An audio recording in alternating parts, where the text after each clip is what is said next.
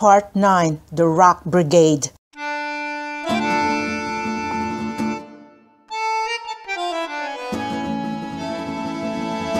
For a long time, Roxie waited and listened and waited. Then she saw Freddy coming toward her with a big rock in his hands. Roxie took it from him and carried it down to the watermark in the sand.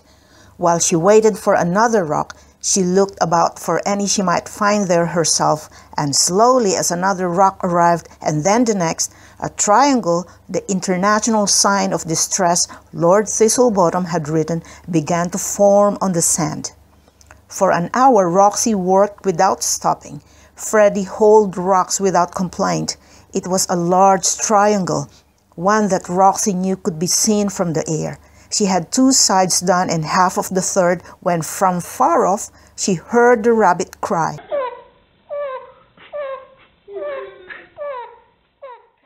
Roxie straightened up and looked around. She heard another rabbit cry, this one coming from the other side of the island. And shortly after that, a third cry from the seagrass. But which way were the robbers coming? Roxie wondered, and where she should hide. Crouching low, she scrambled up the grassy bank. Then she heard the men's voices. "What the dead gam is it?" Rat called to Snake Eyes.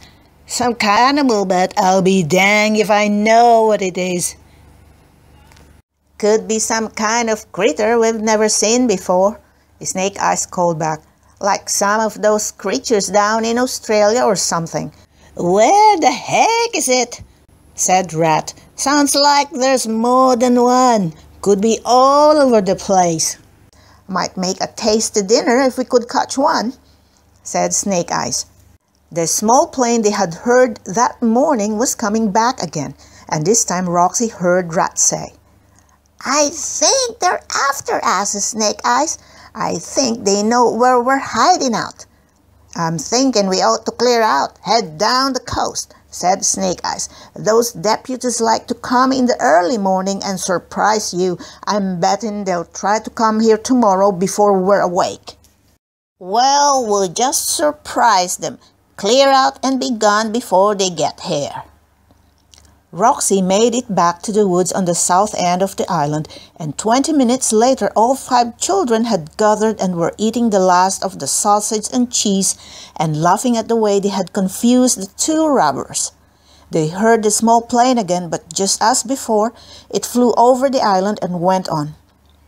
"Maybe the next time we hear it coming, we should all run down to the beach and take our chances," said Roxie. When an hour had gone by and the plane hadn't returned, maybe we should stand down there waving our arms and yelling. "Even if the pilot saw us, though there's no place for him to land," said Simon. "And even if he could land, there would still be time for Snake Eyes to catch us and slit our throats," added Smoky Joe. But even that wasn't enough to stop the smile that was spreading across her face. "You should have seen old Snake Eyes when he got up to leave his tent and I made that rabbit noise," she said. They all began to smile. "He almost fell over. It surprised him so," she went on. "He couldn't see me because I was in a thicket, but he was coming my way. And then Freddy, he gave the rabbit sound, and Snake Eyes started over there. Then Helvetia gave the cry from the seagrass, and Simon had a turn, and those robbers didn't know which way was up." Simon guffawed and made the rabbit noise again just for fun.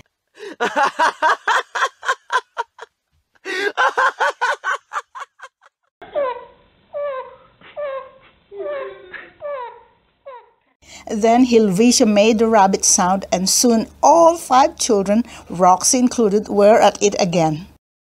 "I can't wait to try it on Miss Crumbly when she's at the blackboard," said Simon. "Try it on the playground," said Helvetia. "We could get all the kids doing it." Everyone laughed then.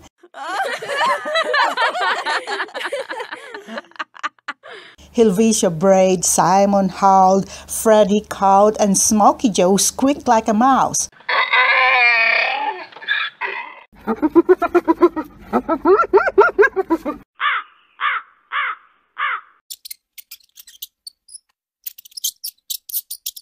And suddenly, as quickly as it had started, the laughter stopped, and all 5 children looked up to find themselves staring into the gleaming eyes of Rat and Snake Eyes.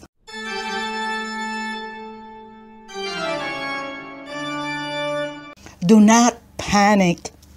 Do not panic." Roxie repeated the words in her head even as her feet pounded on the forest floor. 5 children scattered in 5 different directions, and the roar of the men sounded like wild animals behind them. As Roxie ran, she realized that if she were to hear a squeal or a squall now, she would not know if it was the rabbit noise she had learned from Uncle Dangerfoot or one of the hooligans being caught. She was surprised to find that she cared. She decided to head for the beach. At least if the robbers cornered her there, she could swim out to sea and take her chances with the shark. Better a shark than Snake Eyes and his knife.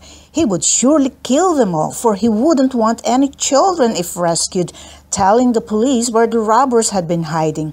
And there he came close behind her. A shoe came off as Roxie ran across the sand.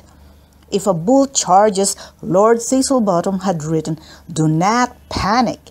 Throw away an article of clothing and the bull will probably head for that."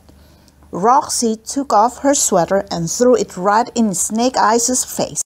It slowed him for a moment, but did not stop him, and his hand almost grabbed her as he lunged forward again. Then Roxie heard it. Her magnificent, wonderful round pink sugar bowl handle ears caught the far-off sound of an engine.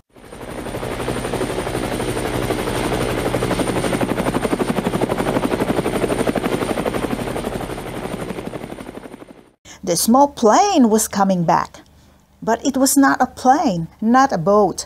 Coming down out of the sky like a huge bird was a helicopter, and as Roxie ran out into the water to escape the robber, she saw a rope ladder tumble out of the helicopter till it hung 5 feet above the surf. And then out of the helicopter and down the ladder came her uncle.